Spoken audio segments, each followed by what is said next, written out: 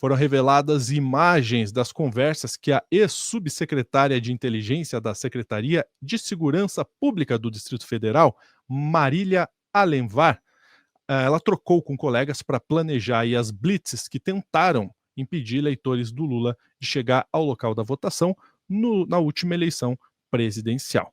Vamos falar sobre isso agora no Plantão do Meteoro.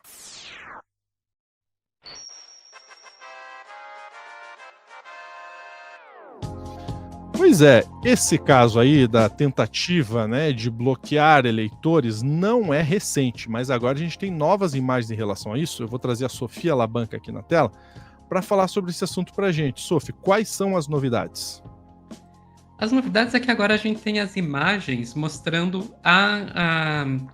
as conversas que rolaram num grupo de WhatsApp chamado Em Off.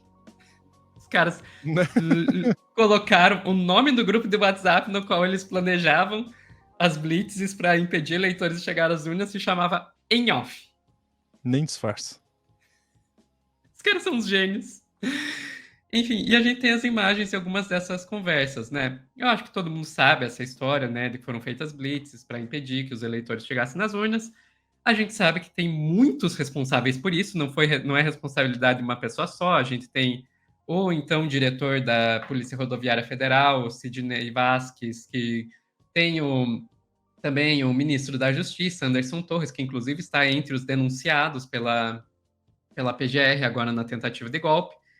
Mais um outro nome, que foi um nome que não estava tão alto na hierarquia, mas que estava aí mais perto da operacionalização desse plano, é o da delegada Marília Ferreira Alencar, que era foi a subsecretária de inteligência da Secretaria de Segurança Pública do Distrito Federal. As imagens que foram obtidas mostram ela trocando mensagens com o Fernando Souza, que na época era o diretor de operações do Ministério da Justiça. Sem mais delongas, vamos ver essas mensagens. Então, o que a gente tem aqui, ó, a Marília e o Fernando. Então, a Marília falando ali no dia 2 de outubro de 2022. Temos que pensar na ofensiva quanto a essas pesquisas. As pesquisas que ela está se referindo são as pesquisas de intenção de votos. Pronto, falei com o Marcão, isso no dia 6. Tudo alinhado. E o Fernando pergunta sobre o efetivo. Daí continua a conversa. Ela encaminha a mensagem. Risos, por favor, nos enviar até amanhã todos os planos de trabalho com o número de equipes que serão empregadas para atuação nas 27 capitais e no interior para as eleições. E o plano da PRF. E o plano da Polícia Rodoviária Federal. E daí, no dia seguinte, ela fala doida para fazer alguma coisa. E daí aqui eles começam a discutir onde que serão essas operações. Dia 13. Belford Roxo, prefeito é vermelho, precisa reforçar Polícia Federal. Então, menos 25 mil votos no 9. Que canalice, né? No 9 é o Nine, né? Que eles chamam o o Lula, Nine. né? Exato, é como eles chamam Lula, porque o 9 dedos. Então ela já está dizendo, ó, vamos reforçar a polícia em Belford Roxo, onde o prefeito é vermelho, ou seja, o prefeito é de esquerda, e a gente corta 25 mil votos do Lula com isso. E o Fernando vai fazendo as contas. 52 vezes 48 são 5 milhões de votos para virar. Então ele aí está fazendo as contas. Ok, 52% de intenção de voto no Lula contra 48% de intenção de voto no Bolsonaro. A gente tem que tirar 5 milhões de votos do Lula para conseguir virar. Então, assim, não tem como negar. Esses caras estavam, assim, literalmente... quando eu falo literalmente é porque a Polícia Federal achou isso. Eles tinham, literalmente, planilhas com número de votos em cada das regiões para usar, essas duas pessoas, para usar para definir aonde que ia ser reforçado o policiamento para impedir as pessoas de chegarem nas urnas. Daí aqui, ó, Pelotas 52 a 36 para o Lula, 202 mil habitantes. Os caras têm que rodar essas bases. Porto Alegre também foda, 49 a 39 para o Lula. Manda para o Rio Grande do Sul, tem muito eleitor do PT. Então eles aí, de novo, discutindo para onde que tinham que mandar a polícia para conseguir tirar voto do Lula e virar as eleições no golpe. Porque, gente, desculpa, você tentar impedir eleitor de chegar na urna porque esse eleitor não vai votar no seu candidato, é golpe. Então, assim, era escancarado. Era escancarado, Lúcio. Assim, tem novidade? Vou ser sincera, não, a gente já sabia que isso tinha acontecido, mas, assim, isso dá uma materialidade, né? Assim, você vê como é que aconteceu, o quão escancarado era, é de Não, ferver os dentes. e você derruba narrativas que tentam colocar, assim, de que tipo: "Ah, não, não foi golpe, por isso, por aquilo". Cara, estava tudo emparelhado para um golpe. Você tem isso, você tem a questão, do 8 de janeiro, você tem a questão dos acampamentos na frente dos exércitos, você tem a questão do possível, caminhão-bomba que explodiria no aeroporto. Era tudo parte de um mesmo roteiro, tudo parte de um mesmo roteiro. Então a gente viu o que poderia ter acontecido depois, e esse foi no antes, foi durante as eleições. Então os caras tentaram de toda forma interferir nas eleições. E quando eu falo, antes, durante e depois, eu tô falando antes até inclusive quando o Bolsonaro decide derrubar o ICMS para baratear a gasolina, poucas semanas, poucos meses antes da eleição. Então, é uma tentativa de usar o Estado, usar a máquina pública para interferir na eleição diretamente, não é nem indiretamente, é diretamente. Diretamente. E daí, Lúcio, eu vi ali gente perguntando: "Não vai acontecer nada, Luciana Lully Lima, não vai acontecer nada com essas pessoas?"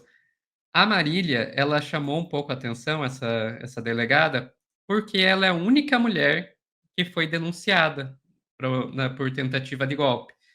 Por quê? Porque ela não foi só isso, ela tem participação em outra questão do golpe, por incrível que pareça. Mas antes de chegar nisso, vamos ver como é que ela aparece lá nas falas do Gonê, na denúncia do Gonê. Então, tá aqui reportagem do Metrópolis, né? Leia a mensagem de ex-subsecretários do DF que montou o blitz contra Lula. A gente vai passar rápido por isso, porque a gente já vimos aqui as mensagens, tudo mais. Vamos direto para o que falou o Gonê. Nossa, tá lá embaixo. Aqui. Está claro o desvio de finalidade das ações policiais do grupo, orientadas ao propósito comum dos integrantes da organização criminosa para impedir também, mediante o emprego de atitudes de força, que o candidato agora denunciado fosse afastado do poder, informou a PGR. Esses e tantos outros diálogos revelam intensa coordenação de estratégias para interferência no pleito. As investigações revelaram, afinal, uma forte rede de comunicação desenvolvida pelos denunciados, com evidências de reuniões e decisões tomadas para garantir, por meio de ações conjuntas apoiadas na força até policial, a vitória de Jair Bolsonaro. A análise das comunicações confirma o esforço incessante, crescente e coordenado para manipular o processo eleitoral, não somente pelas narrativas infundadas de fraude, mas também pelo empenho da força material impeditiva do acesso de presumidos eleitores do adversário às urnas temidas.